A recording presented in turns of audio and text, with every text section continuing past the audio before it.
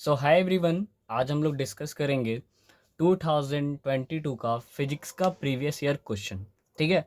और हम लोग इस क्वेश्चन को कुछ इस तरीके से डिस्कस करेंगे कि हम लोग क्वेश्चन देखेंगे और साथ ही साथ उसका कॉन्सेप्ट समझेंगे, देन उसके बाद हम लोग इसका सॉल्यूशन करेंगे। तो चलिए देखते हैं सबसे पहला क्वेश्चन। अगर हम सबसे फर्स्ट क्वेश्चन की बात करें तो यहाँ पे कह रहा है a metal bar measure 50 centimetre. एक मेटल बार है जिसका मेजर कितना है 50 सेंटीमीटर ऑफ 0 डिग्री सेल्सियस। अगर 0 डिग्री पे वो 50 सेंटीमीटर का है and 50.048 centimetre at 80 degree Celsius. 80 degree Celsius पे वो इतना हो जाता है। तो बताइए कि कोफिशिएंट ऑफ लीनियर एक्सपेंशन क्या होगा। ऑप्शन आपके सामने है। ठीक है। तो यहाँ पे जो कॉन्सेप्ट यूज हो रहा है, इस कॉन्सेप्ट में सबसे पहले क्वेश्चन समझो। क्वेश्चन में क्या कह रहा है? क्वेश्चन में कह रहा है कि 0 डिग्री पे ये 50 सेंटीमीटर रहता है। 0 डिग्री पे कितना रहता है? 50 सेंटीमीटर रहता है। तो बोल रहा है 80 डिग्री सेल्सियस पे ये बढ़ जाता है 50 सेंटीमीटर से 50.048 सेंटीमीटर बढ़ जाता है। माने जीरो इतना पार्ट जो है ये क्या हो जा रहा है? बढ़ जा रहा है, इंक्रीज कर जा रहा है। तो हमको यहाँ पे दिख रहा है कि यहाँ पे एक्सपेंशन का केस है और यहाँ पे हमसे पूछ रहा है कोफिशिएंट ऑफ लीनियर एक्सपेंशन। ठीक है। अब देखो, अगर हम थोड़ा सा देखें कॉन्सेप्ट की बात करें तो ये कौन से कॉन्सेप्ट से क्वेश्चन है? आपका एक्सपेंशन इन सॉलिड से क्वेश्चन है। ठीक है। अब एक्सपेंशन इन सॉलिड तीन तरह से होती है। There are 3 types of expansion. एक होता है लीनियर एक्सपेंशन जिसको हम लोग अल्फा से दिखाते हैं। दूसरा होता है एरियल एक्सपेंशन या फिर सुपरफिशियल एक्सपेंशन जिसको हम लोग बीटा से दिखाते हैं। और तीसरा होता है क्यूबिकल एक्सपेंशन या फिर वॉल्यूम एक्सपेंशन जिसको हम लोग गामा से दिखाते हैं।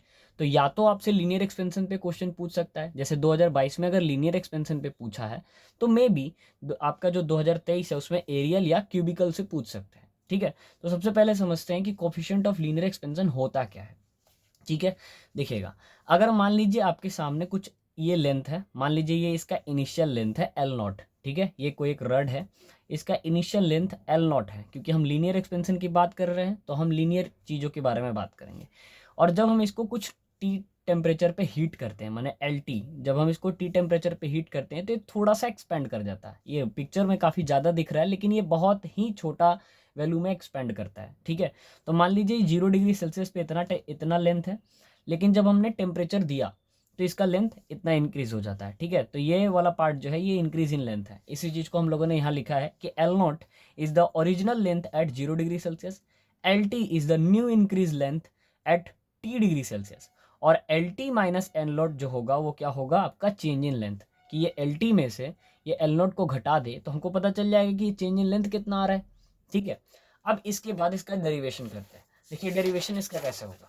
इसका डेरिवेशन अगर आप समझ गए तो आप आपका एरियल का भी समझ जाएंगे और क्यूबिकल का भी समझ जाएंगे। तो देखिए, प्रैक्टिकली ऑब्जर्व किया गया है कि ये जो चेंज इन लेंथ आ रहा है L T minus L not, वो पहला चीज डायरेक्टली प्रोपोर्शनल होता है ओरिजिनल लेंथ पे और दूसरा चीज डायरेक्टली प्रोपोर्शनल होता है चेंज इन टेम्परेचर पे। ये दो चीज को याद रखना है। ये L T minus L naught जो है वो पहला डायरेक्टली प्रोपोर्शनल होगा ओरिजिनल लेंथ पे और दूसरा डायरेक्टली प्रोपोर्शनल होगा चेंज इन टेम्परेचर पे। वही चीज़ हम लोगों ने यहाँ पे किया है। L T minus L naught is directly proportional to original length and L T minus L naught is directly proportional to change in temperature. तो भैया हमारा जो टेम्परेचर था 0 डिग्री से कितना गया था? T degree. तो चेंज इन निकालना है तो final temperature minus initial temperature. Final temperature हमारा T डिग्री सेल्सियस था और इनिशियल टेम्परेचर हमारा 0 डिग्री सेल्सियस था। ठीक है। इन दोनों इक्वेशन को जब हम इक्वेट करते हैं तो इक्वेट करने पे दोनों डायरेक्टली प्रोपोर्शनल है, तो इक्वेट करने पे कुछ इस तरह का आता है L T minus L naught is directly proportional to L naught T minus zero. T minus zero basically क्या है? चेंज इन टेम्परेचर है। ओके। अब ध्यान से देखिएगा, अगर हम इस चीज़ को देखें तो ये एल नॉट इंटू टी है क्योंकि जीरो का तो कोई वैल्यू है ही नहीं, तो ये एल नॉट इंटू टी हो गया। अब यहाँ पे जब प्रोपोर्शनलिटी हटाते हैं तो आप सबको पता है कि फिजिक्स में जब भी हम प्रोपोर्शनलिटी हटाते हैं तो वहाँ पे एक चीज़ निकल के आता है जो कि होता है कांस्टेंट। ठीक है। तो L T minus L naught is equal to constant into L naught into T. ठीक है। अब ये जो कांस्टेंट है इस कांस्टेंट को हम लोग अल्फा से दिखाते हैं। इसी अल्फा को हम लोग क्या बोलते हैं? कोफिशिएंट ऑफ लीनियर एक्सपेंशन, जो कि आपको पहले लिखा हुआ था यहाँ पे, coefficient of linear expansion alpha से दिखाते हैं। ओके। तो यहाँ जो आ रहा है आपका निकल के, ये आपका कोफिशिएंट ऑफ लीनियर एक्सपेंशन है। अब कोफिशिएंट ऑफ लीनियर एक्सपेंशन का अगर मेरे को फॉर्मूला देखना है तो ये वाला जो पार्ट है, ये एल नॉट इंटू टी वाला जो पार्ट है, ये कहाँ चला जाएगा? नीचे चला जाएगा। तो आपका जो कोफिशिएंट ऑफ लीनियर एक्सपेंशन का फॉर्मूला आएगा वो क्या आएगा? L T minus L not divided by L naught into T. अगर इस चीज़ को थोड़ा सा और जनरल वे में देखें तो ये एल टी क्या है? LT है कि ये ऐसा लेंथ जो T टेम्परेचर के बाद होता है और ये इनिशियल लेंथ होता है। तो हम इसको L2 माइनस L1 भी लिख सकते हैं, है ना। ये फाइनल लेंथ है और ये इनिशियल लेंथ है। ये फाइनल लेंथ कब, जब टेम्परेचर दे देते हैं तब, और ये इनिशियल लेंथ 0 डिग्री सेल्सियस पे। और यहाँ L0 है, मतलब कि ये इनिशियल लेंथ है। और यहाँ पे T है, ये जो T था आप सबको पता है कि यहाँ पे हमने T माइनस 0 करके लाया है T। तो अगर हम यहाँ पे 0 डिग्री सेल्सियस ले तब तो ये ऐसा होगा ना। लेकिन अगर मान लो कि टेम्परेचर अलग अलग रहे, जैसे मान लो कि आपको दे दे कि 12 डिग्री सेल्सियस पे इतना था और 80 डिग्री सेल्सियस पे इतना, तो दोनों में तो टेम्परेचर दे दिया ना, कहीं भी जीरो का तो जिक्र है नहीं। तो उस केस के लिए हम लोग क्या करना होगा, T2 माइनस T1 करना होगा। ओके, तो ये फार्मूला भी लगा सकते हैं, ये फार्मूला भी लगा सकते हैं, दोनों एक ही फार्मूला है, बस यहाँ पे हम लोग टेम्परेचर को क्या कर देते हैं, थोड़ा सा चेंज कर देते हैं। अब आते हैं क्वेश्चंस पे। हमारा जो क्वेश्चन था, क्वेश्चन में क्या कह रहा था, क्वेश्चन में कह रहा था कि 0 डिग्री सेल्सियस पे 50 सेंटीमीटर था और 80 डिग्री सेल्सियस पे वो 50.048 सेंटीमीटर था। तो मतलब जो हमारा चेंज इन लेंथ आ रहा है वो कितना आ रहा है, 0.48 सेंटीमीटर। अब अगर हम फार्मूला अप्लाई करें तो एकदम सिंपल सा फार्मूला, देखो फार्मूला क्या था, L2 minus L1 divided by L1 T2 minus T1, है ना, यही वाला फार्मूला। नहीं किसी को प्रॉब्लम हो रहा है याद करने में तो इससे भी याद कर सकते हो, या फिर और भी ज़्यादा दिक्कत हो रहा है तो आप पूरे डेरिवेशन को समझ सकते हो। डेरिवेशन में कुछ नहीं है यार, खाली आपको क्या करना है, चेंज इन जो लेंथ आएगा वो पहला होगा ओरिजिनल लेंथ पे और दूसरा होगा चेंज इन टेम्परेचर पे। इन दोनों को इक्वेट करके आप ऑटोमेटिक ये फार्मूला जनरलाइज कर सकते हो, कोई बहुत बड़ा चीज़ है नहीं। ठीक है, तो हम यहाँ पे फार्मूला लगाते हैं। फार्मूला में क्या कह रहा है, L2 माइनस L1, तो L2 माने फाइनल लेंथ, L1 माने इनिशियल लेंथ। तो फाइनल लेंथ 50.048, इनिशियल लेंथ 50। ठीक है, फिर आपके बाद फार्मूला में यहाँ पे इनिशियल लेंथ था तो इनिशियल लेंथ और टेम्परेचर का माइनस करते हैं, तो T2 माइनस T1 माने 80 माइनस 0। ठीक है, यहाँ से अगर हम माइनस करेंगे तो यहाँ पे क्या आएगा, 0.48, है ना, 0.048, और नीचे आपका 50 इंटू 80। इन सब चीज़ों को अगर हम सॉल्व करेंगे तो सॉल्व करने के बाद आपका आएगा 1.2 इंटू 10⁻⁵ डिग्री सेल्सियस। ठीक है, ये आपका क्या आ जाता है, आपका कोफिशिएंट ऑफ लीनियर एक्सपेंशन आ जाता है। और आपका ऑप्शन जो है इसमें, ऑप्शन नंबर आपका डी सही हो जाएगा। ठीक है, ऑप्शन नंबर डी आपका क्या हो जाएगा, इसमें सही हो जाएगा। तो बहुत ही सिंपल सा कॉन्सेप्ट से क्वेश्चन आया था। अगर किसी बंदे को कोफिशिएंट ऑफ लीनियर एक्सपेंशन का फॉर्मूला पता था तो वो एक नंबर यहाँ से इजीली ले जा सकता था। ठीक है, तो बहुत ही सिंपल सा चीज़ था। अब देख लेते हैं थोड़ा सा कि यार अगर मान लीजिए आपके सामने एरियल एक्सपेंशन का क्वेश्चन आ जाए तो क्या करेंगे। तो सेम वही चीज़, प्रैक्टिकली ऑब्जर्व डेट, जैसे वहाँ पे हम लोगों ने देखा था LT माइनस L0, यहाँ पे क्या हो जाएगा, AT minus A0। AT minus A0 माने एरिया एट T टेम्परेचर, और ये इनिशियल एरिया, वो डायरेक्टली प्रोपोर्शनल किस पे होगा, इनिशियल एरिया पे। जैसे यहाँ पे L0 था, यहाँ पे A0 आ जाएगा। फिर AT minus A0 is directly proportional to change in temperature. फिर वो दोनों चीज़ को हम अगर इक्वेट करेंगे तो फिर वैसे ही वहाँ पे चलते जाएगा, और यहाँ से जब प्रोपोर्शनलिटी हटेगा तो बीटा आ जाएगा। बीटा बेसिकली क्या होता है, सुपरफिशियल एक्सपेंशन जो होता है उसका कोफिशिएंट होता है। तो यहाँ से बीटा का फॉर्मूला इस तरह से आ जाएगा। ठीक है, एकदम सेम। जैसे अगर आपको इसका फॉर्मूला याद है तो खाली एल के जगह पे ए लिख दो, वही आपका हो जाता है क्या, कोफिशिएंट ऑफ सुपरफिशियल एक्सपेंशन या फिर एरियल एक्सपेंशन। अब अगर एरियल एक्सपेंशन पे क्वेश्चन आएगा तो तुम इस फॉर्मूले से अप्लाई करके भी निकाल सकते हो। वॉल्यूम एक्सपेंशन में भी सेम वही काम है ना। VT minus V0 is directly proportional to V0, VT minus V0 is directly proportional to change in temperature. वैसे इक्वेट करेंगे तो यहाँ पे एक चीज निकल के आएगा जिसको बोलेंगे गामा, और ये जो गामा है ये क्या है, कोफिशिएंट ऑफ वॉल्यूम एक्सपेंशन है, और उसका भी फॉर्मूला वही है। तो अगर आपको लीनियर एक्सपेंशन का फॉर्मूला याद है तो आप सुपरफिशियल भी कर सकते हैं और वॉल्यूम एक्सपेंशन भी कर सकते हैं। होप गाइस कि आपको ये क्वेश्चन भी समझ में आया होगा, और आपको ये जो कोफिशिएंट ऑफ लीनियर एक्सपेंशन है, कोफिशिएंट ऑफ एरियल एक्सपेंशन है और कोफिशिएंट ऑफ वॉल्यूम एक्सपेंशन है, इसका फॉर्मूला भी समझ में आया होगा। ठीक है, तो इन सब में से, तीनों में से किसी भी पॉइंट पे अगर क्वेश्चन आता है तो आप इजीली सॉल्व कीजिएगा। ठीक है, आगे देखते हैं। देखिए, अगर हम आगे की क्वेश्चन की बात करें तो आगे का क्वेश्चन जो है ना, ये थोड़ा वर्डिट क्वेश्चन है, ये थोड़ा मस्त क्वेश्चन है। देखो इस क्वेश्चन में क्या है कि एक बोल रहा है, एक बॉडी है, a body cools in 7 minute. एक बॉडी है जो 7 मिनट में कूल होता है from 60 degree to 40 degree Celsius, माने 60 डिग्री से 40 डिग्री सेल्सियस आने में 7 मिनट का टाइम लगाता है। What time does it take to cool from 40 degree Celsius to 28 degree Celsius if the surrounding temperature is 10 degree Celsius. ठीक है, इस तरह क्वेश्चन हमेशा आता है। ठीक है, इसलिए इस क्वेश्चन को बहुत अच्छे से समझना। ठीक है, क्वेश्चन क्या कह रहा है, क्वेश्चन कह रहा है कि 60 डिग्री से 40 डिग्री टेम्परेचर घटने में 7 मिनट का टाइम लगता है। तो बताइए कि 40 डिग्री से 28 डिग्री टेम्परेचर आने में कितना मिनट लगेगा अगर सराउंडिंग का टेम्परेचर 10 डिग्री सेल्सियस है तो। ठीक है, ऑप्शन आपके सामने है। तो इसमें कौन सा कॉन्सेप्ट यूज हो रहा है, इसमें कॉन्सेप्ट यूज हो रहा है न्यूटन लॉ ऑफ कूलिंग का। ठीक है, तो हम लोग को इस यहाँ पे बहुत अच्छे से समझना है कि न्यूटन लॉ ऑफ कूलिंग होता क्या है। देखिए, जैसे मान लीजिए कि ये, मान लीजिए आपके सामने एक मग रखा हुआ है, ठीक है, या फिर आप लोग चाय वगैरह पीते हैं तो चाय का एक, मान लीजिए आपके सामने एक कप रखा हुआ है, ठीक है, ये सपोज दैट समझ लो कि चाय का एक कप है। अब इस चाय के कप में जो चाय का टेम्परेचर है, इसके अंदर जो टी होगा इसका टेम्परेचर कुछ होगा, ठीक है, और इसके बाहर में जो टेम्परेचर है वो कुछ होगा। लेकिन अगर हम चाय को कुछ देर के लिए छोड़ देते हैं, 7 मिनट, 8 मिनट, 10 मिनट के लिए छोड़ देते हैं, तो यहाँ का जो टेम्परेचर हो जाता है वो धीरे धीरे कम होते जाता है। ठीक है, तो यहाँ का जो टेम्परेचर कम होता है ना, मीन्स यहाँ पे क्या होता है, हीट का लॉस होता है। यहाँ पे क्या दिखता है आपको, हीट का लॉस दिखता है, माने हीट धीरे धीरे घटते जाता है। तो ये जो हीट का लॉस होता है वो किस पे डायरेक्टली प्रोपोर्शनल होता है, क्या होता है, इन्हीं सब चीज का रिलेशन किसने दिया था, न्यूटन साहब ने दिया था। तो न्यूटन साहब क्या कहते हैं, न्यूटन साहब कहते हैं कि rate of heat loss, rate of heat loss, कि कितने देर से, कितने रेट से आपका हीट का लॉस हो रहा है। मैं बात कर रहा हूँ हीट लॉस की, टेम्परेचर लॉस की नहीं, मैं हीट लॉस की बात कर रहा हूँ। तो न्यूटन कहता है कि रेट ऑफ हीट लॉस जो होगा वो डायरेक्टली प्रोपोर्शनल होगा टेम्परेचर डिफरेंस के, कि इसके और सराउंडिंग के बीच में क्या डिफरेंस है, टेम्परेचर का क्या डिफरेंस है, उसके डायरेक्टली प्रोपोर्शनल होगा। ठीक है, तो यहाँ पे समझ लेना, इस चीज को एकदम ध्यान समझना है कि रेट ऑफ हीट लॉस जो होगा वो डायरेक्टली प्रोपोर्शनल होगा टेम्परेचर डिफरेंस के। यही कहता है न्यूटन लॉ ऑफ कूलिंग। अब इसको समझते हैं अच्छे से। देखो, ये यहाँ पे लॉस हो रहा है, तो लॉस हो रहा है, तो लॉस की वजह से यहाँ पे साइन कैसा आएगा, नेगेटिव का, क्योंकि यहाँ पे लॉस हो रहा है हीट का। अच्छा, हीट को हम कैसे दिखाते हैं, क्यू से दिखाते हैं।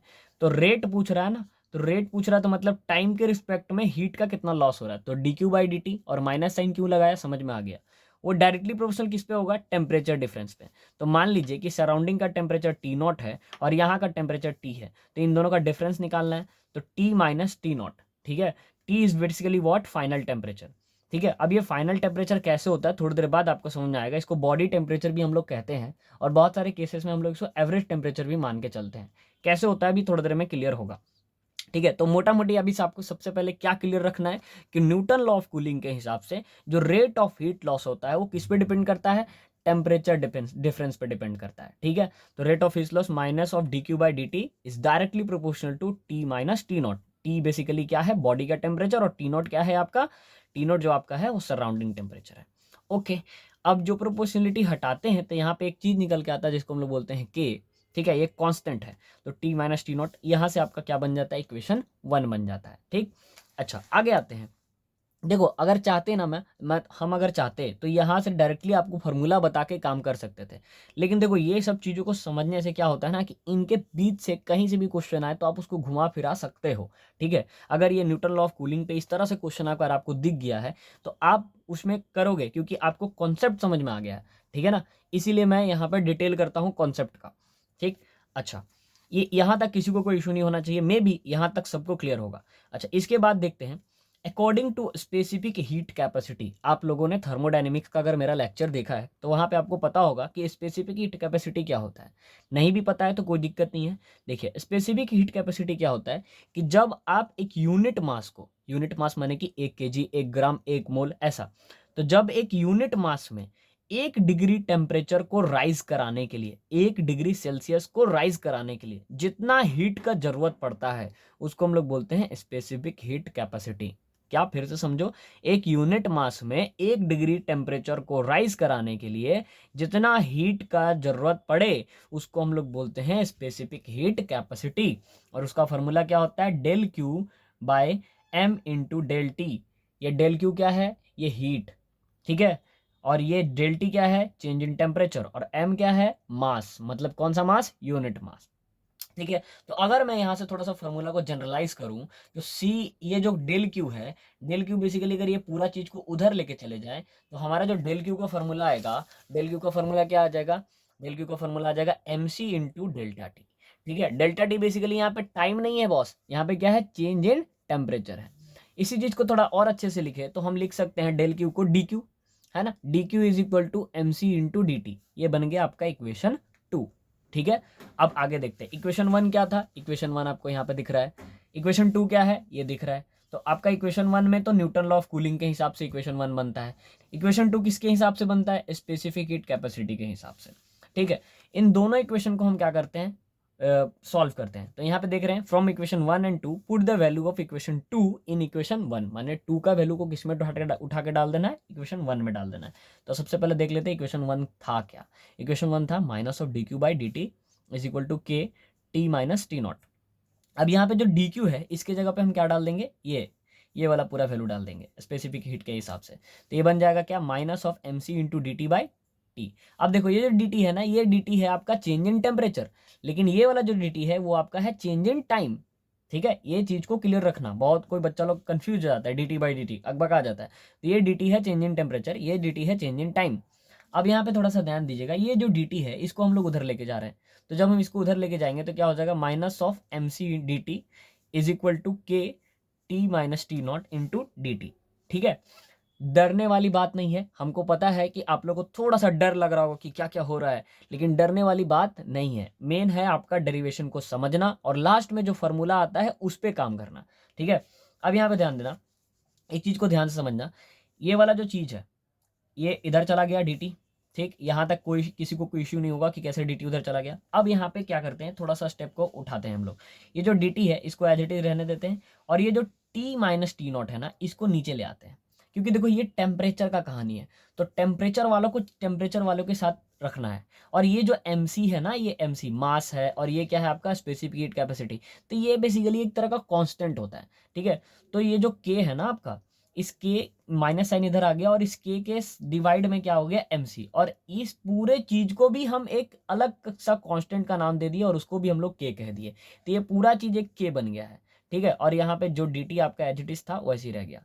तो टेम्परेचर वालों को एक साइड लाए और इस कांस्टेंट वाले को एक साइड लेके गए, और साथ में जो dt मल्टीप्लाई में था एज इट इज, तो इस पूरे चीज को हम लोगों ने क्या कर दिया, k कह दिया। अब ये जो dt था, इस ये जो dt है फिर से इस dt को कहाँ ले आएंगे, नीचे ले आएंगे। तो यहाँ देखिएगा ये है आपका चेंज इन टेम्परेचर और ये है आपका change in time is equal to K T minus T naught. ठीक है, ये जो टी माइनस टी नॉट था उधर चला गया, ये आपका आया एक जनरलाइज फार्मूला। ठीक है, ये आपका आया क्या, जनरलाइज फार्मूला। अब होता क्या है कि कभी कभी हम लोग क्या करते हैं, देखो कभी कभी नहीं, जनरली ऐसा ही होता है, क्योंकि देखो होता क्या है कि अगर मान लो यहाँ पे 80 डिग्री सेल्सियस है, सराउंडिंग में 10 डिग्री सेल्सियस है, तो यहाँ से अगर हम टेम्परेचर डिफरेंस देखें तो टेम्परेचर डिफरेंस कभी भी हम एक्यूरेट नहीं ले सकते, क्योंकि हर टाइम ये टेम्परेचर घट रहा है। ठीक है ना, और सराउंडिंग में भी हर टाइम टेम्परेचर बढ़ घट रहा होता है, इसीलिए हम लोग को एवरेज लेना पड़ता है। ठीक है, इसी कारण से इस कॉन्सेप्ट से क्वेश्चन पूछा जाता है, क्योंकि मैक्सिमम बच्चा क्या करता है, वो डायरेक्टली ले लेता है, तो इसमें हम लोग को एवरेज लेके सॉल्व करना पड़ता है। तो इसीलिए मैंने यहाँ पे लिख दिया कि फॉर एवरेज बॉडी टेम्परेचर जो हमारा फॉर्मूला बनेगा minus of D T by D T is equal to K, यहाँ पे कर देंगे T2 plus T1 by two minus T naught. T2 plus T1 क्या है कि आपका जो फाइनल टेम्परेचर मैंने जो दिया गया है ना, जैसे आपका ऐसे बोला गया कि 40 से 20 जाएगा। ठीक है, तो ये दोनों टेम्परेचर को क्या कर देना है, जोड़ देना है। ठीक है, इस तरह से तो आपका एक जनरलाइज फार्मूला ये बनता है। अगर किसी बच्चे को ये डेरिवेशन नहीं भी समझ में आया है तो कोई बात नहीं है, लेकिन भैया ये वाला formula Newton law of cooling का एकदम याद रख लेना, बहुत ही धाकड़ कॉन्सेप्ट है, यहाँ से क्वेश्चन आता ही आता है। ठीक है, अब देखते हैं इन फार्मूला पे यूज करके अपना क्वेश्चन को सॉल्व करते हैं।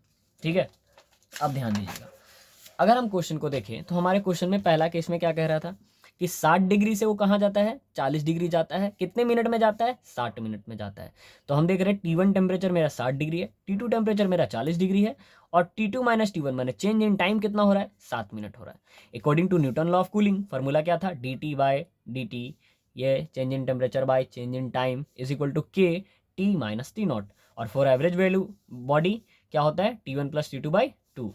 ठीक है, तो अब अगर मैं यहाँ पे dt रखूँ तो dt यहाँ पे मेरा क्या हो जाएगा, T1 माइनस T2, सॉरी यहाँ पे T2 माइनस T1 होना चाहिए, सॉरी यहाँ पे होगा T2 minus T1 divided by T2 minus T1। ये क्या है आपका चेंज इन टाइम, ये है आपका चेंज इन टेम्परेचर, और ये एज इट इज कांस्टेंट। और एवरेज बॉडी के लिए बात कर रहे हैं तो T1 plus T2 divided by 2 minus T naught. अब कुछ नहीं, वैल्यू रख देना है। वैल्यू क्या है, T2 माइनस T1 क्या है 60 माइनस 40 डिवाइडेड बाई 7, क्योंकि चेंज इन टाइम आपका ये था के। अब इन दोनों को जोड़ देना है, 60 प्लस 40 बाई 2 माइनस ऑफ 10। ठीक है, 10 टी नॉट क्या था, सराउंडिंग का टेम्परेचर, तो यहाँ पे 10 आ गया, क्योंकि सराउंडिंग का टेम्परेचर आप सबको पता है कितना था, 10 था।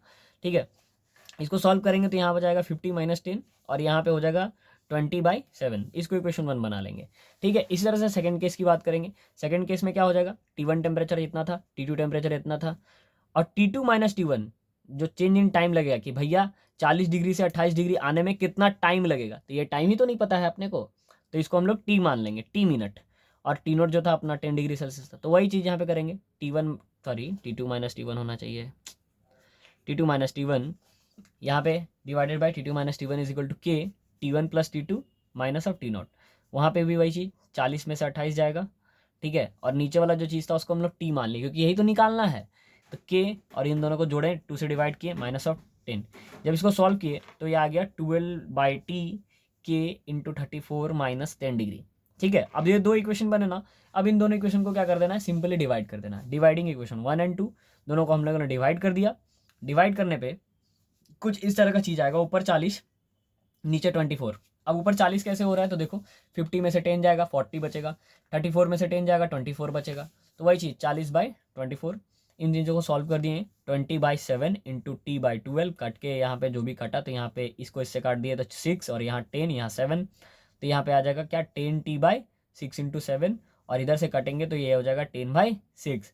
अगर हम मेरे को खाली टी निकालना है तो ये पूरा चीज़ उधर चला जाएगा, तो ये जब उधर गया तो 6 तो ऐसे ही कट गया, यहाँ से 6 ऐसे ही कट गया, 10 ऐसे ही कट गया, कितना आ गया, T is equal to 7 minute. और आपके ऑप्शन में 7 मिनट होगा, और आपका ऑप्शन नंबर जो सी है वो आपका 7 मिनट। तो इस तरह से ये वाला क्वेश्चन बन सकता है। ठीक है, तो मेन इसमें कॉन्सेप्ट किसका था, न्यूटन लॉ ऑफ कूलिंग का था। तो न्यूटन लॉ ऑफ कूलिंग में आपको कौन सा फॉर्मूला याद रखना है, ये वाला फॉर्मूला याद रखना है। अगर ये वाला फॉर्मूला आपको याद है तो आप काम कर सकते हैं। और आप सबको मैं एक सजेशन दे रहा हूँ कि जो भी चीज़ आप लोग यहाँ पे समझ रहे हैं, इन सब चीज़ों का जो भी फार्मूला आपको निकल के आ रहा है, अपने कॉपी में वो फार्मूला को एकदम लिखते चलना, और एग्जाम के फाइनल टाइम पे उन फार्मूला को समझ के ही जाना, माने उस फार्मूला को एकदम याद करके जाना कि अगर ऐसा आ गया क्वेश्चन तो ऐसे लगाना है, ऐसा आ गया क्वेश्चन तो ऐसे लगाना है। ठीक है, और मैं आपको बता रहा हूँ ना, प्रीवियस ईयर अगर आप अच्छे से करके जाते हो तो ईजिली निकलेगा, कोई टेंशन वाली बात नहीं है। ठीक है, अब आगे की क्वेश्चन को देखते हैं। देखिए, अगर हम बात करें आगे की क्वेश्चन की, तो यहाँ पे क्वेश्चन में कह रहा है what is the velocity of transverse wave along a wire of length 1000 metre and weight 2.5 kg of a wire is pulled out by force 196 newton. देखिए क्वेश्चन में क्या कह रहा है कि बताइए ट्रांसवर्स वेव का वेलोसिटी क्या होगा किसी वायर के अलोंग, जिस वायर का लेंथ इतना है और वेट इतना है और उसको पुल किया जा रहा है, माने उस पर जो फोर्स लगाया जा रहा है वो 196 न्यूटन का फोर्स लगाया जा रहा है। तो बताइए उसका वेलोसिटी क्या होगा। तो देखो यहाँ पे जो कॉन्सेप्ट आ रहा है ना, कॉन्सेप्ट क्या आ रहा है, वेलोसिटी ऑफ ट्रांसवर्स वेव। और हम सबको पता है कि हमारे पास दो तरह के वेव होते हैं, एक होता है ट्रांसवर्स और एक होता है लॉन्गिट्यूडनल। तो ट्रांसवर्स समझना है और साथ ही साथ लॉन्गिट्यूडनल भी समझना है कि भैया ट्रांसवर्स वेव का वेलोसिटी का क्या फार्मूला होता है और लॉन्गिट्यूडनल वेव का वेलोसिटी का क्या फार्मूला होता है। अगर दोनों में से किसी पे भी क्वेश्चन आ जाए तो कैसे डील करेंगे, आगे देखते हैं। देखिएगा, अगर हम देखें कि वेलोसिटी ऑफ ट्रांसवर्स वेव हमको निकालना है, तो वेलोसिटी ऑफ ट्रांसवर्स वेव निकालने का थोड़ा सा अलग तरीका है, बाकी डेरिवेशन से अलग। देखो, जब भी हमको किसी भी चीज़ का वेलोसिटी निकालना होता है तो हम लोग इन जनरल क्या करते हैं, डिस्प्लेसमेंट बाय टाइम करते हैं। लेकिन यहाँ पे थोड़ा सा कुछ अलग होगा। देखो क्या होगा, ये उसको समझने से पहले हम लोग को ये समझना पड़ेगा कि ये जो ट्रांसवर्स वेव है ये किस किस चीज़ों पर डिपेंड करता है। तो मैंने आपको वेव वाले चैप्टर में बताया है कि वेव वाले चैप्टर में मैंने आपको ये चीज़ समझाया था कि जब भी कोई वेव ट्रैवल करता है तो वो अपने आसपास के मीडियम को क्या करता है, डिस्टर्ब करता है। ठीक है, तो सबसे पहले समझना है कि जो ट्रांसवर्स वेव है ये किन किन चीज़ों पर डिपेंड करता है। तो देखिए, डिपेंडेंसी ऑफ ट्रांसवर्स वेव, सबसे पहला चीज़ ये डिपेंड करता है लीनियर मास डेंसिटी पे, जिसको हम लोग म्यू से दिखाते हैं। और ये म्यू क्या होता है, बेसिकली लीनियर मास डेंसिटी है तो मास बाय लेंथ होगा, क्योंकि लीनियर से ही समझ में आ रहा है कि लेंथ की बात करी जा रही है, मास बाय लेंथ, है ना। वॉल्यूम मास डेंसिटी होता तो मास बाय वॉल्यूम होता, एरियल मास डेंसिटी होता तो मास बाय एरिया होता। ठीक है, तो लीनियर मास डेंसिटी क्या होता है, म्यू, जो कि होता है मास बाय लेंथ। और अगर इसका हम डायमेंशन देखें तो मास का क्या हो जाएगा, मास का हो जाएगा केजी, और लेंथ का क्या हो जाएगा, मीटर। तो केजी पर मीटर होगा। ठीक है, क्या हो जाएगा, केजी पर मीटर होगा। और केजी पर मीटर, तो इसका डायमेंशन देखेंगे तो एम, केजी के लिए एम और इसका L-1। तो देखो यही यहाँ पे डायमेंशन लिखा हुआ है, ML-1। ठीक है, ये जो क्वेश्चन है ना, इसी क्वेश्चन का दूसरा मतलब इसी क्वेश्चन का यूज करके, माने इसी कॉन्सेप्ट का यूज करके एक दूसरा क्वेश्चन भी दिया गया है 2022 के ही सेट में, ठीक है, वो अभी आप लोग को जब हम लोग 36-38 नंबर क्वेश्चन कर रहे होंगे तो वहाँ पे ये चीज़ आएगा, ठीक है। तो इसीलिए इसको अच्छे से समझो, इस कॉन्सेप्ट से 2 क्वेश्चन आया है 2022 में, ठीक है, ध्यान दीजिएगा। तो पहला चीज़ किस पे डिपेंड करता है, लीनियर मास डेंसिटी पे। दूसरा चीज़ किस पे डिपेंड करता है, रीस्टोरिंग फोर्स पे। रीस्टोरिंग फोर्स को हम लोग या तो टी से दिखा सकते हैं या तो एफ से दिखा सकते हैं। अब जो टी और एफ का डायमेंशन होता है, जो टी है बेसिकली टेंशन है, फोर्स बेसिकली वही, दोनों सेम ही चीज़ है, टेंशन और फोर्स दोनों सेम ही चीज़ होता है। तो डायमेंशन ऑफ टेंशन, जो टेंशन का डायमेंशन होगा क्या होगा, क्योंकि टेंशन और फोर्स दोनों सेम चीज़ है ना। तो डायमेंशन क्या हो सकता है, मास इंटू एक्सेलरेशन, जिसका डायमेंशन होता है mlt-2। अब कुछ नहीं करना है, हम लोग खाली करना क्या है कि इन दोनों का डायमेंशन को क्या कर लेना है, कंपेयर कर लेना है। ये क्यों कर रहे हैं, तो हम लोग कर रहे हैं इसका वेलोसिटी को निकालने के लिए, ठीक है। तो जब हम इन दोनों के डायमेंशन को कंपेयर करेंगे, टी बाई म्यू माने टेंशन का डायमेंशन और म्यू का डायमेंशन, द डायमेंशन कट उठ के यहाँ पे क्या आ जाएगा, एल स्क्वायर और टी पे पावर -2, ठीक है। अब ध्यान देना, ये जो एल स्क्वायर टी पे पावर -2 है, अगर इसको हम थोड़ा सा ध्यान से देखें तो हम कह सकते हैं कि एल टी -1 जो है वो डायमेंशन किसका होता है, वेलोसिटी का। अब आप में से बहुत सारे बच्चे सोच रहे हैं कि सर कैसे, तो देखो वेलोसिटी का फॉर्मूला क्या होता है, डिस्प्लेसमेंट बाय टाइम। डिस्प्लेसमेंट के लिए डायमेंशन क्या हो जाएगा, एल, क्योंकि डिस्प्लेसमेंट को किस में नापते हैं, लेंथ में नापते हैं, और टाइम के लिए सेकेंड, सॉरी मैंने टी, ठीक है। तो यहाँ पे क्या हो जाएगा, एल टी -1 होगा ना, तो वेलोसिटी का डायमेंशन क्या होता है, एल टी -1 होता है, ठीक। तो अगर हम इस चीज़ को देखें तो यहाँ पे एल स्क्वायर है और यहाँ पे टी पे पावर -2 है, तो हम कह सकते हैं कि अगर एल और टी पे पावर -1 माने इस पे होल पे अगर स्क्वायर दे दें तो हम कह सकते हैं ना कि एल टी -1 का whole square basically T by mu के बराबर है। और अगर हम देखें तो एल टी -1 बेसिकली होता क्या है, तो ये तो सर वेलोसिटी है, तो हम कह सकते हैं कि वेलोसिटी का square is equal to T by mu है। तो velocity is equal to root under T by mu हो जाएगा, और यही आपका क्या होता है, वेलोसिटी ऑफ ट्रांसवर्स वेव होता है। इस फॉर्मूले को याद रखेंगे, ये क्या है आपका, वेलोसिटी ऑफ ट्रांसवर्स वेव, मतलब root under restoring force by mu, mu माने लीनियर मास डेंसिटी। अब कुछ नहीं, अब अपना जो क्वेश्चन था उसमें लगाना है, ठीक है। देखो ये मैंने यहाँ पे एक्स्ट्रा क्वेश्चन दे दिया है, पहले इसको सॉल्विंग देख लेते हैं, फिर इस एक्स्ट्रा क्वेश्चन को आप लोग अपने से खुद से बनाइएगा। आंसर यहाँ पे दिया हुआ है 93 मीटर पर सेकंड, खुद से बनाना है इसको, ठीक है। अब ध्यान दीजिएगा, वेलोसिटी का फॉर्मूला लगाते हैं, root under T by mu. Mu basically क्या है, मास पर यूनिट लेंथ, ठीक है। तो पहला चीज तो मास पर यूनिट लेंथ निकालना है भैया।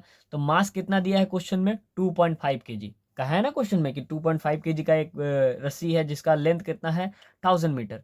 तो सबसे पहले मास और लेंथ को डिवाइड करके हम लोग इसका क्या निकाल लेंगे, मास पर यूनिट लेंथ माने लीनियर मास डेंसिटी निकाल लेंगे। तो लीनियर मास डेंसिटी क्या होगा, 2.5 इंटू 10⁻³ kg मीटर इनवर्स, ठीक है। ये लीनियर मास डेंसिटी आ गया। टाउट आपको कितना बोला है, माने कि आपका जो फोर्स है वो कितना बोला है, 196 न्यूटन बोला है। कुछ नहीं, फिर उसके बाद आपका वैल्यू रखना है, सॉल्व कर देना है। 196 बाई 2.5 इंटू 10⁻³ ये नीचे से ऊपर चला जाएगा, तो 196 इंटू 10⁻³ डिवाइडेड बाई 2.5, 10⁻³ इसका मतलब क्या हो जाता है आपका, बेसिकली ये चीज़ हो जाएगा, है ना। अब यहाँ से देखो तो ये जो रूट जो है, देखो जो D2D में जितना भी क्वेश्चन आता है ना, सब तुमको लगेगा अरे बाप रे बाप, इतना हेवी सॉल्यूशन कैसे करेंगे, इतना कैलकुलेशन कैसे करेंगे, लेकिन सब कैलकुलेशन के पीछे ना एक शॉर्ट ट्रिक रहता है, वो शॉर्ट ट्रिक को खोजना। मैं चाहता तो यहाँ पे पॉइंट में भी काट कूट के आंसर लाता, लेकिन यहाँ पे मैंने इस वजह से क्यों किया, क्योंकि देखो थोड़ा सा ध्यान से समझो, ये 196 10⁻³ का मतलब कि यहाँ पे जो हो जाएगा वो हो जाएगा बेसिकली आपका क्या, 10,000, ठीक है। अब यहाँ पे 25, अब यहाँ पे तो आप देख सकते हैं कि रूट अंडर 196 को हम क्या लिख सकते हैं, 14, और 10,000 को क्या लिख सकते हैं, 100, और नीचे 25 को क्या लिख सकते हैं, 5, क्योंकि सब पे रूट है। तो रूट से जब बाहर निकलेगा तो ये बन जाएगा 14, ये बन जाएगा 100, ये बन जाएगा 5, 5 को 100 से काटेंगे आ जाएगा 20, और 14 इंटू 20 करेंगे तो कितना हो जाएगा, 280 मीटर पर सेकेंड। और आपका आंसर देख लेते हैं, आपका आंसर यहाँ पे ऑप्शन नंबर डी 280 मीटर पर सेकेंड आपका यहाँ पे आंसर होगा, ठीक है। बात समझ रहे हो, तो इस तरीके से आप इस क्वेश्चन को लगा सकते हो। तो वेलोसिटी ऑफ ट्रांसवर्स वेव के लिए फॉर्मूला ये होता है, ठीक है, टी बाई म्यू, ध्यान में रखिएगा इस चीज को। अब आगे देखते हैं velocity of longitudinal wave. Sir velocity of longitudinal wave का फॉर्मूला क्या होता है, तो ठीक है, तो जो लॉन्गिट्यूडनल वेव होता है उसमें आपको देखने को मिलता है कि उसके अंदर क्या होता है, कंप्रेशन एंड रिलैक्सेशन होता है। वेव वाले पार्ट में मैंने बताया है कि जो लॉन्गिट्यूडनल वेव होता है उसमें कंप्रेशन और रिलैक्सेशन होता है। तो वही चीज लिखा हुआ है कि medium oscillate forward and backward direction of propagation of wave. ये जो मीडियम, इसमें जो मीडियम होता है वो कैसे फॉरवर्ड और बैकवर्ड होते हैं, माने कभी कंप्रेस होगा कभी रिलैक्स होगा, कभी कंप्रेस होगा कभी रिलैक्स होगा, जैसे आपका साउंड वेव होता है, ठीक है, रेयरफेक्शन एंड कंप्रेशन वही लिखा हुआ है। तो इसका जो वेलोसिटी होता है वो किस पे डिपेंड करता है, root under elasticity coefficient divided by density, ठीक है। और गैस के टर्म में क्या होता है, डेंसिटी बहुत लेस होता है, क्योंकि जब भी हम लॉन्गिट्यूडनल वेव की बात करते हैं तो वहाँ पर डेंसिटी क्या हो जाता है, लेस हो जाता है। तो यहाँ पे जो इलास्टिक कोफिशिएंट होता है, इलास्टिसिटी कोफिशिएंट, देखो इलास्टिसिटी कोफिशिएंट सॉलिड में अलग होता है, लिक्विड में अलग होता है और गैस में अलग होता है, ठीक है ना। तो गैस में जो होता है उसमें हम लोग वॉल्यूम की बात करते हैं, तो यहाँ पे हम लोग लेंगे बल्क कोफिशिएंट और डिवाइडेड बाय डेंसिटी। और बल्क कोफिशिएंट बेसिकली क्या होता है, स्ट्रेस बाय वॉल्यूमेट्रिक स्ट्रेंथ, है ना, आप लोगों ने पढ़ा होगा बल्क मॉडुलस। तो बल्क मॉडुलस क्या होता है, स्ट्रेस बाय वॉल्यूमेट्रिक स्ट्रेंथ। नहीं भी पढ़ा तो यहाँ पे देख लो, जो बल्क कोफिशिएंट माने कि बल्क मॉडुलस जो होता है वो क्या होता है, स्ट्रेस बाय वॉल्यूमेट्रिक स्ट्रेंथ, क्योंकि ये बल्क की बात करी जा रही है, वॉल्यूम की बात करी जा रही है। तो स्ट्रेस क्या होता है, फोर्स बाय एरिया, और वॉल्यूमेट्रिक स्ट्रेन क्या होता है, डेल वी बाय वी, है ना। क्योंकि स्ट्रेन का मतलब क्या होता है, change in dimension by original dimension, और स्ट्रेस का मतलब क्या होता है, फोर्स बाय एरिया। तो वही चीज लिखा है हमने।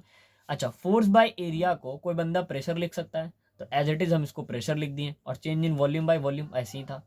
अब ये जब नीचे से ऊपर चला जाएगा तो कोई बल्क मॉडुलस को ऐसे लिख सकता है, चेंज इन प्रेशर इंटू, लिख सकता है change in pressure into volume divided by change in volume, ठीक है। तो इस तरह से हम लोग लिख सकते हैं। ये था आपका क्या, बल्क मॉडुलस का फॉर्मूला। लेकिन इतना पे ही काम नहीं चलता है, क्योंकि हम गैस की बात कर रहे हैं, तो यहाँ पे भैया आइडियल गैस इक्वेशन तो आएगा ही आएगा, ठीक है। तो इस बेसिस पे यहाँ पे क्या हो जाता है कि हम लोग यहाँ पे आइडियल गैस इक्वेशन अप्लाई करते हैं। तो P V is equal to NRT का हम लोग यूज़ करते हैं, जिसमें हम लोग इसको डिफ्रेंशिएट अगर करेंगे बोथ साइड, ठीक है। तो यहाँ पे हम अप्लाई करेंगे प्रोडक्ट रूल, क्योंकि ये प्रोडक्ट में है। तो यहाँ पे ध्यान देंगे, ये तो पूरा चीज कांस्टेंट है, एन भी कांस्टेंट, आर भी कांस्टेंट, टी भी कांस्टेंट, टी पूरा चीज हो जाता है जीरो। अब इसमें अगर हम प्रोडक्ट रूल अप्लाई करते हैं तो एक बार पी को छोड़ते हैं, वी का डिफरेंशिएशन करते हैं, वी को छोड़ते हैं, पी का डिफरेंशिएशन करते हैं, ठीक है। वही चीज यहाँ पे लिखा हुआ है। और यहाँ पे देख रहे हैं कि P into del V is equal to minus, ये उधर चला जाएगा तो क्या हो जाएगा, minus of V into del P. और अगर मेरे को केवल पी निकालना है तो क्या हो जाएगा, minus of V by del V into del P, ठीक है। अब यहाँ पे ये माइनस इधर चला गया तो ये हो गया v by del V into del P, ठीक है। देखो यहाँ पे भी वही चीज आ रहा होगा, v by del V into del P, ठीक है। Only for magnitude v by del P into del V same as bulk modulus. तो हम कह सकते हैं कि जो प्रेशर है, देखो यहाँ पे हमने प्रेशर निकाला, यहाँ पे हमने बल्क मॉडुलस निकाला, तो हम कह सकते हैं कि जो बल्क मॉडुलस है वो किसके बराबर होता है, प्रेशर के बराबर होता है। कब, जब हम आइडियल गैस इक्वेशन माने आइडियल सॉल्यूशन की बात करें, ठीक है।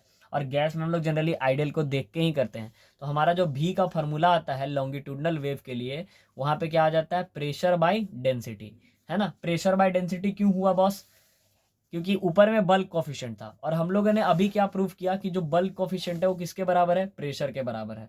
तो आप चाहो तो दोनों फॉर्मूला यूज कर सकते हो। अगर क्वेश्चन में बल्क कोफिशिएंट दिया है तो bulk coefficient by density divide कर दो, माने कि bulk modulus by density divide कर दो, तो वॉल्यूम ऑफ लॉन्गिट्यूडनल वेव आ जाएगा। नहीं दिया है तो आप उसमें प्रेशर बाय डेंसिटी भी लगा सकते हैं, प्रेशर बाय डेंसिटी लगाइएगा तो आपको यहाँ से लॉन्गिट्यूडनल वेव का कहानी क्लियर हो जाएगा, ठीक है। तो ये हुआ आपका लॉन्गिट्यूडनल वेव का फॉर्मूला, और उधर हम लोगों ने देखा था ट्रांसवर्स वेव का फॉर्मूला। अब इसी बेसिस पे हमने यहाँ पे एक क्वेश्चन कर रखा है, क्वेश्चन दे रखा है, ये क्वेश्चन आप लोग को सॉल्व करना है, ठीक है। इस क्वेश्चन के सॉल्विंग के पीछे भी बहुत बड़ा कहानी है, तो इसको हम लोग नेक्स्ट पार्ट में देखेंगे। लेकिन फिलहाल अभी आप लोगों को ये क्वेश्चन खुद से ट्राई करना है। अब देखो ये क्वेश्चन मैंने क्यों दिया, क्योंकि ये क्वेश्चन भी आने का चांसेस है, क्योंकि एक बहुत ही कंसेप्चुअल क्वेश्चन है। इसी क्वेश्चन के बेसिस पे आपका लैपलेस थ्योरम भी आता है, तो लैपलेस थ्योरम भी हम लोग देखेंगे। लेकिन पहले इसको खुद से आप लोग को ट्राई करना है, बाकी नेक्स्ट पार्ट में मैं आपको बताऊंगा कि कैसे इस क्वेश्चन को सॉल्व करने के बाद क्या होता है। देखो ये क्वेश्चन जो है ना, इस क्वेश्चन में सॉल्व करने के बाद जो साउंड का स्पीड आता है वो पता है कितना आता है, 280 मीटर पर सेकेंड, ठीक है। लेकिन ये क्यों आता है, ये आता है न्यूटन के वजह से। न्यूटन इसको जो हमारा साउंड है उसको अलग चीज मान के चलता था, ठीक है। बेसिकली साउंड को वो कौन सा चीज मान के चलता था, आइसोथर्मल मान के चलता था। आइसोथर्मल मान के चलने की वजह से ये इसका जो साउंड का स्पीड आता था इतना आता था, लेकिन एक्चुअल में साउंड का स्पीड कितना है, 331, ठीक है। तो फिर लैपलेस आते हैं और लैपलेस साहब इसको बताते हैं और बता के बोलते हैं कि नहीं भैया आप ये फार्मूला का यूज कीजिए, तो ये फार्मूला का यूज करने पे आपका जो साउंड आएगा उसका स्पीड इतना होगा, ठीक है। तो इस पे भी एक क्वेश्चन आपका आया है, देखो सेकंड क्वेश्चन वही है 104 नंबर। कि the phenomenon of sound propagation in air isothermal process या एडियाबेटिक। तो भैया न्यूटन के हिसाब से तो आइसोथर्मल था, लेकिन लैपलेस के हिसाब से एडियाबेटिक होता है। ठीक है, तो इस क्वेश्चन में ही मैंने इसी कॉन्सेप्ट के साथ ये 104 नंबर भी क्लियर हो जाएगा। ठीक है, तो नेक्स्ट पार्ट में इसको और अच्छे से देखेंगे, क्योंकि वीडियो बड़ा हो जाएगा तो फिर देखने में मज़ा नहीं आएगा। ठीक है, 3 ही क्वेश्चन करो, लेकिन अच्छे से समझ समझ के करो। ठीक है, तो नेक्स्ट पार्ट में फिर मिलते हैं आगे के क्वेश्चंस के साथ।